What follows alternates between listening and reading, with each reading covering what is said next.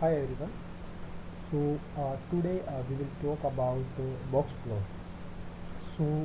Box plot is basically used for distribution of numerical data. Also, to detect outliers in our features in each columns of a data frame, we use a box plot. In box plot, we have basically distribute our data in three parts. We will calculate a percentile of our data, which is a 25th percentile, 50th percentile, and 75 percentiles. This is a box plot. It's look like a box, and this is a box plot. So if I talk about this particular line or this particular line or the lower boundary of box plot, it will represent a 25th percentile of data. If I talk about this blue line, which is in the kind of middle of a box, it will represent a 50th percentile of our data, which is nothing but median. This line represents a median of our data. If I talk about the upper line of the box plot, it represents a 25th percentile, 75th percentile of our data. Uh, so these are the two lines, which is kind of this line and also the this lower line. We call these line as a whisker of our data. So any data points in our column which is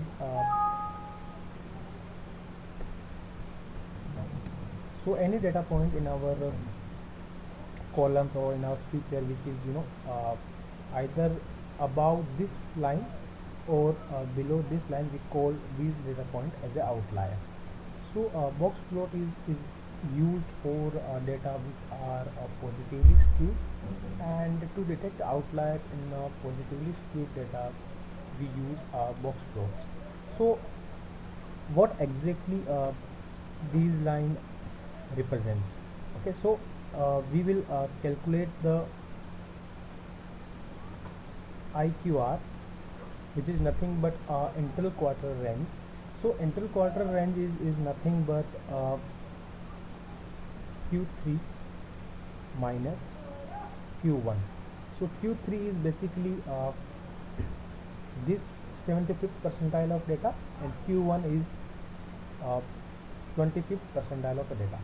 So when we subtract 75th percentile of data with the 25th percentile data, we will get interquartile range. So once we calculated the interquartile range, after that we will do one thing.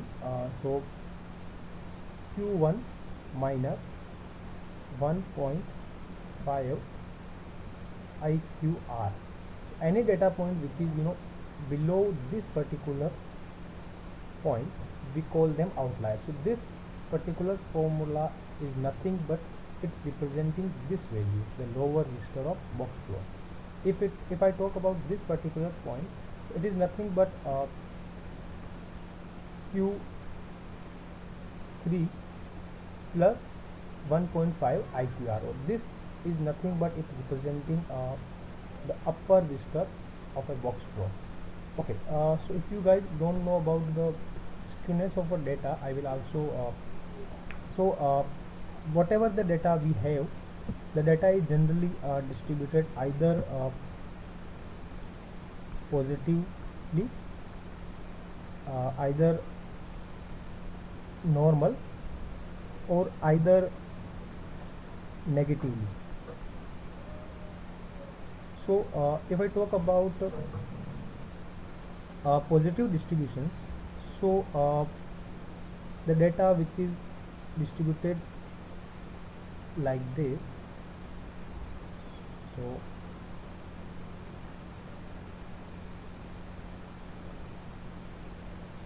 this is the positively distributed. If you guys have certain confusion, so you can just think of whenever the right tail is higher than the this left tail, so this type of data is we call as positively distributed. Apart from this, if we have a negative tail which is higher than the positive tail, so this is our positive tail and this is our negative tail. So if negative tail is higher than the positive tail then this type of data is negatively distributed, and this is our positively distributed. So normal distributed is nothing but when we have a data is equally distributed in a left and right tail. So you can just think of like this. So this type of data is positively distributed. So if I talk about the mean, median, and also mode, and also about the skewness. So the data which are the distribution which are positively skewed, so their skewness coefficients is greater than 0. So data which is normally distributed, their skewness is equal to 0, and the data which are negatively skewed, so their skewness is less than 0. We will discuss about mean, median and mode in our next video. So this is for today. Thank you so much for watching this video. I hope you guys are able to understand what is a box plot and how we use box plot to detect outliers. If you guys are not familiar with the coding, we will also discuss about the coding in our next video. So the fundamental concept of a box plot is nothing but to detect outliers when our data is positively skewed, and to detect outliers we generally use create a box plot of our features, and once the box plot is created, we can see from visualization that okay, we have outliers, and then we will calculate the whiskers of a lower whiskers or the upper whiskers using interquartile range. Once we calculated that, we will only include the data which are but between the lower and the upper whiskers. Apart from this, we will exclude all the data because we want to remove outlier. Still, this is not the kind of hard rules that if you want to remove the outlier, you can just use box plot. It always depend on business problems and the type of businesses we are working on. So if I talk about examples, so for example, you are working on a certain project, and you have suppose you are working on a hotel project, and you have a return of investment column which is basically containing the numerical values, and you created a box plot, and in the box plot you found that there are a lot of outliers. So you can't directly remove this. You have to discuss, you have to think, you have to discuss these things that actually these are outlier or not. And once you get to know, okay, this value is like anomaly type of value, or not outliers, or maybe the outliers, then you can remove the outliers. There are a lot of techniques to remove the outliers. We will discuss each technique in our next video. Thank you so much.